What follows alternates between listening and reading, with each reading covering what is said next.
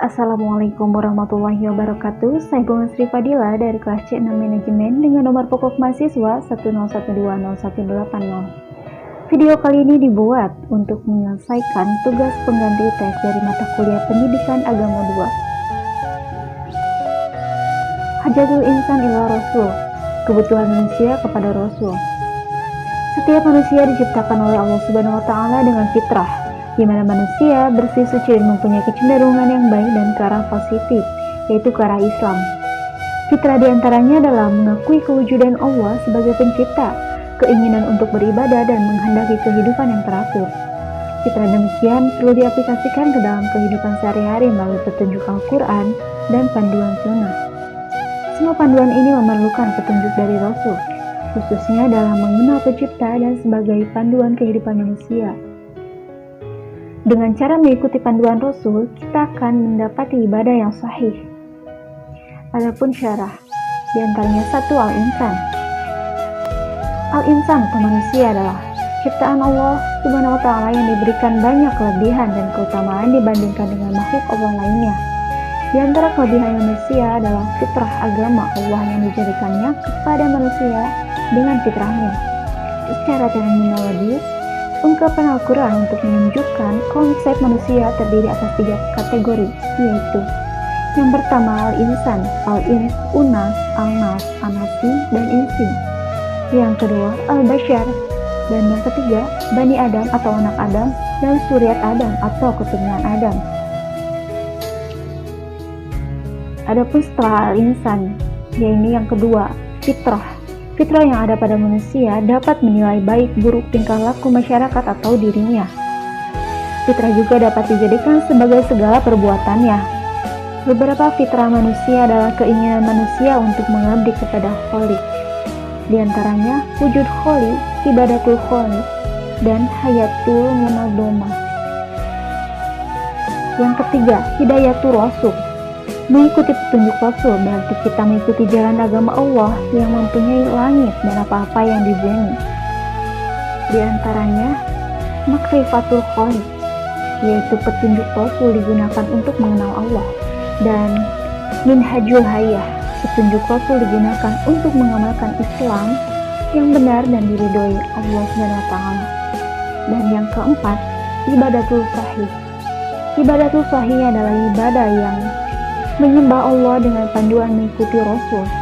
Rasul sebagai penerima wahyu dari Allah harus diikuti dan sebagai keperluan bagi kita untuk menjadikannya sebagai contoh dan petunjuk dalam menjalankan ibadah yang benar. Ta'rifur Rasul, pengertian tentang Rasul. Dari segi bahasa, Rasul berasal dari kata Rasul yang berarti mengutus. Sedangkan kata Rasul adalah bentuk infinitif, baca masdar dari kata Rasala yang berarti utusan atau seseorang yang diutus. Adapun secara istilah, kata Rasul artinya adalah seorang laki-laki yang dipilih dan diutus oleh Allah dengan membawa risalah kepada umat manusia. Ada 2 kata kunci memahami definisi Ar-Rasul. Yang pertama, hamilur risalah, yaitu membawa dan menyampaikan risalah. Yang kedua, qudwatul fi tasdikir risalah, menjadi qudwah atau contoh bagi umat manusia dalam melaksanakan ajaran yang dibawanya. Hal yang harus diingat, yaitu tidak semua orang yang membawa risalah dan menjadi qudwah dapat disebut sebagai rasul, karena rasul yang diutus oleh Allah Subhanahu wa taala memiliki ciri-ciri khusus. Di antaranya adalah sebagai berikut. 1. Memiliki sifat as-sifatul asasiyah, yakni sifat-sifat dasar yang layak baginya, seperti sidik, amanah, tabligh, dan fatonah. Yang kedua, memiliki al-mu'jizat atau mukjizat, yakni perkara-perkara yang luar biasa yang dapat dilakukannya dengan izin Allah untuk melemahkan mereka-mereka yang menantangnya.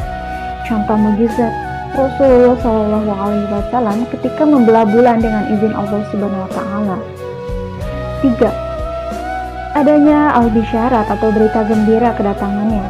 Yang keempat, adanya an-nubuwah atau berita-berita kenabian. Dan yang kelima, ada as-samarat hasil dakwah yang dilakukannya. Maknatu Rasul atau mengenal hakikat Rasul. Rasulullah Shallallahu Alaihi Wasallam adalah sebagai hamba di antara hamba-hamba Allah lainnya, juga sebagai Rasul di antara para Rasul.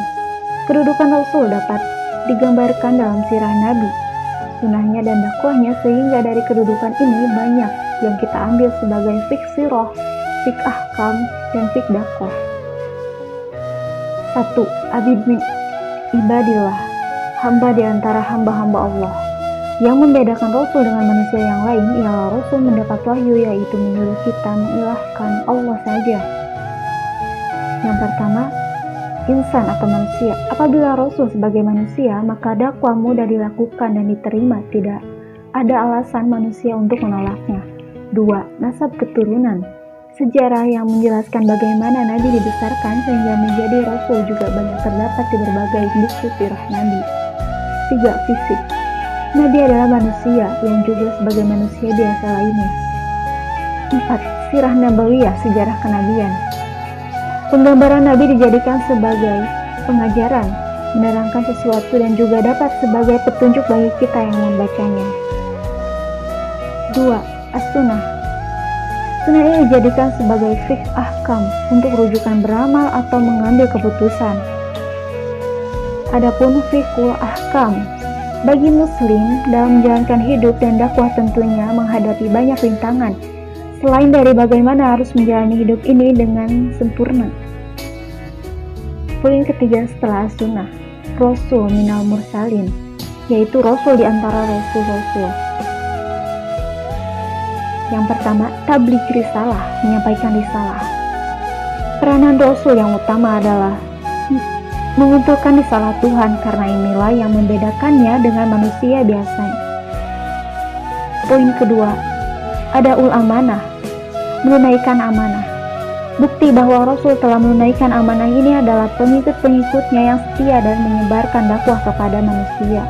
3. Imamatul umat atau pemimpin umat. Nabi Muhammad SAW sebagai Rasul juga sebagai imam yang bertanggung jawab atas umatnya.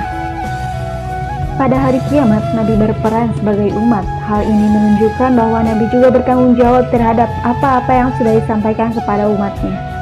Dan yang terakhir adalah dakwah nabawiyah, dakwah kenabian. Al-Quran dan juga sirah banyak menjelaskan dakwah Nabi. Dari kedua ini muncul fik dakwah yang sesuai realistis, tuntutan, keadaan, dan respon setempat.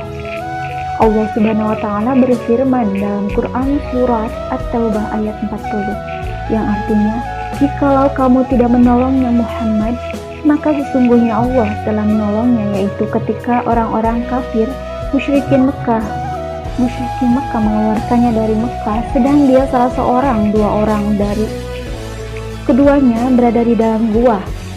Di waktu dia berkata kepada temannya, janganlah kamu berduka cita, sesungguhnya Allah beserta kita, maka Allah menurunkan keterangannya kepada Muhammad dan membantunya dengan tentara yang kamu tidak melihatnya, dan Al-Quran menjadikan orang-orang kafir itulah yang rendah, dan kalimat Allah itulah yang tinggi. Allah Maha Perkasa lagi Maha Bijaksana. Quran Surat At-Taubah ayat 40. Wabillahi taufiq wal hidayah. Wassalamualaikum warahmatullahi wabarakatuh.